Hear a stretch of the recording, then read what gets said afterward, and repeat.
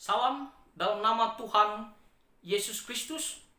Saudara-saudara yang terkasih di dalam Tuhan, di dalam berdoa kita harus berdoa dengan penuh keyakinan, dengan iman. Kita tidak boleh ragu ataupun bimbang bahwa Tuhan sanggup mendengarkan dan menjawab doa kita asalkan Ia kehendaki. Kita baca di kitab Yakobus pasal 5 ayat 15, di sini dikatakan, dan doa yang lahir dari iman akan menyelamatkan orang sakit itu, dan Tuhan akan membangunkan dia. Firman Tuhan menginginkan atau menghendaki kita, setiap anak-anak Tuhan, ketika kita mau menyampaikan sebuah permohonan kepada Tuhan, maka kita harus mendoakannya dengan penuh iman, dengan penuh keyakinan. Kita baca lagi di ayatnya yang ke-16 dikatakan, karena itu hendaklah kamu saling mengaku dosamu dan saling mendoakan supaya kamu sembuh. Doa orang yang benar bila dengan yakin didoakan, sangat besar kuasanya. Sangat besar kuasa doa kita jikalau kita mendoakannya dengan penuh keyakinan, dengan penuh iman. Tuhan akan mendengarkan, akan menjawab doa kita sesuai dengan kehendaknya, asalkan kita mau berdoa dengan penuh iman dan keyakinan. Itu artinya kita harus berpikir, kita harus memiliki sikap bahwa Tuhan sanggup menolong kita. Karena Dia adalah Tuhan Maha Kuasa. Dia adalah Tuhan yang tidak terbatas kuasanya. Maka kita tidak ragu, kita tidak bimbang bahwa Dia akan menolong kita jikalau Dia menghendaki. Jadi harus berdoa dengan penuh iman, dengan penuh keyakinan. Jangan ada suatu keraguan atau kebimbangan apakah Tuhan sanggup mendengarkan doa saya atau tidak. Tidak boleh kita memiliki sikap seperti demikian di dalam berdoa. Kalau kita memiliki sikap seperti demikian dalam berdoa, bagaimana Tuhan akan menjawab doa kita kalau kita pun ragu-ragu terhadap Dia? Tapi kita harus berdoa dengan iman bahwa Dia adalah Allah yang Maha Kuasa, Dia sanggup mendengar dan Dia sanggup menjawab doa-doa kita. Dia sanggup menolong kita. Jadi harus berdoa dengan iman, dengan keyakinan penuh. Nah, tetapi ada satu hal yang harus kita tahu. Bahwa kita berdoa dengan iman, dengan penuh keyakinan, itu bukan berarti kita seolah-olah memaksa Tuhan. Bukan berarti kita mau Tuhan penuhi apa yang menjadi doa kita sesuai dengan kehendak kita. Kita bukan berarti beriman untuk memaksa Tuhan bahwa Dia harus menjawab doa kita, menolong kita sesuai apa yang kita kehendaki. Bukan, saudara-saudara. Kita harus berdoa dengan iman, namun dengan sikap berserah dan sesuai dengan kehendak Tuhan. Bukan kita karena kita merasa kalau kita berdoa dengan iman dan keyakinan penuh, maka Tuhan 100% ataupun harus mendengarkan doa kita.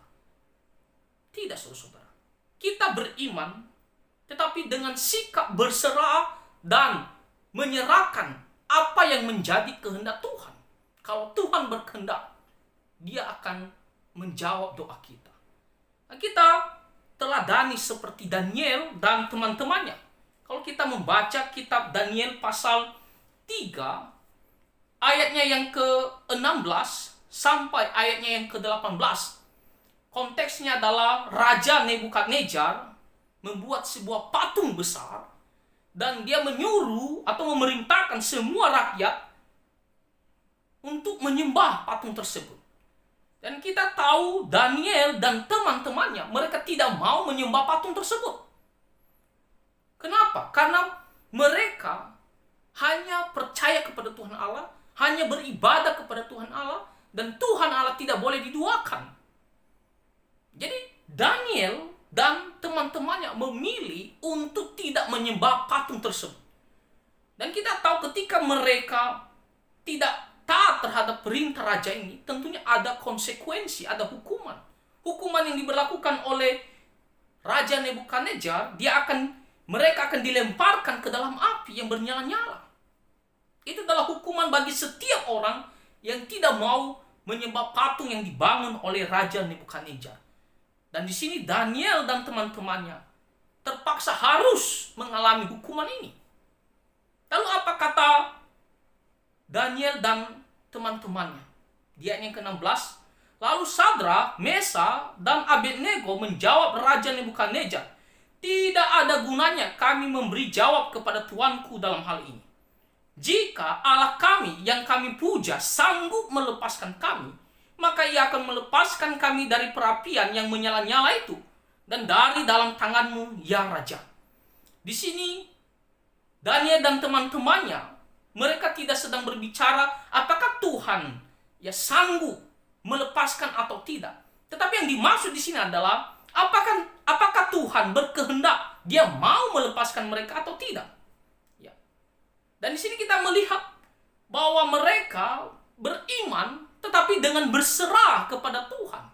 Kita melihat di ayat yang ke-18, tetapi seandainya tidak, hendaklah Tuanku mengetahui, ya Raja, bahwa kami tidak akan memuja dewa Tuanku dan tidak akan menyembah patung emas yang Tuanku dirikan itu. Di sini mereka berserah dan mereka mengatakan jikalau Tuhan berkehendak. Mereka percaya kepada Tuhan. Mereka berdoa dengan iman. Mereka mengatakan bahwa Tuhan sanggup menolong mereka, tetapi dengan berserah terhadap kehendak Tuhan. Apakah Tuhan berkehendak atau tidak? Bukan berarti mereka sudah beriman lalu terpaksa atau harus mereka dilepaskan sesuai dengan kehendak mereka. Tidak. Tetapi sesuai kehendak Tuhan Allah. Di sini dikatakan kalau Tuhan Allah berkehendak mau melepaskan mereka, mereka akan dilepaskan dari hukuman ini. Tetapi jikalaupun Tuhan tidak berkehendak, maka mereka akan menjalaninya. Mereka tidak akan melakukan dosa tersebut dengan menyembah patung. Jadi beriman dengan berserah apa yang Tuhan kehendaki, sesuai dengan kehendaknya. Kebanyakan kita mengatakan saya sudah beriman dan saya mau harus penuhi dengan keinginan saya. Kalau Tuhan tidak mendengarkan doa kita atau Tuhan tidak menjawab doa kita sesuai keinginan kita, kita langsung kecewa, kita langsung marah kepada Tuhan. Kita mungkin jadinya malas datang kepada Tuhan, beribadah atau berdoa. Karena kita merasa, saya sudah berdoa dengan beriman loh. Tapi Tuhan tidak penuhi keinginan saya. Nah itu adalah iman yang salah. Kita harus berdoa dengan iman, dengan keyakinan penuh atas kuasa Tuhan. Tetapi dengan berserah atas kehendak Tuhan. Itulah yang benar. Kalau Tuhan menghendaki, bukan karena dia sanggup tidak sanggup. Tetapi ini masalahnya adalah apakah dia berkehendak atau tidak berkehendak. Dan kalau kita benar-benar beriman kepadanya, maka kita akan menerima apapun kehendak Tuhan. Karena kita mengatakan itulah yang terbaik. Jawaban Tuhan adalah yang terbaik. Nah jadi saudara-saudara, di dalam berdoa kita harus berdoa dengan penuh keyakinan, tanpa ragu. Dan dikatakan tadi besar kuasa doa tersebut. Tetapi ingat, beriman bukan berarti kita memaksa Tuhan memenuhi keinginan kita. Tidak. Tapi berserah bahwa Tuhan akan menjawab doa kita sesuai dengan kehendaknya. Dia sanggup menolong kita? Ya. Tapi kalau dia berkehendak, dia akan menolong kita. Tapi kalau Tuhan tidak berkehendak atau berkehendak lain, maka kita akan terima. Apapun kehendak Tuhan, kita mengatakan itu adalah yang terbaik. Itulah sikap di dalam berdoa, di dalam memohon pertolongan ataupun jawaban daripada Tuhan Allah. Kiranya firman Tuhan ini bisa menjadi penolong bagi kita dan kita bisa mengerti bagaimana sikap kita seharusnya di dalam berdoa. Tuhan Yesus memberkati kita semua. Amin.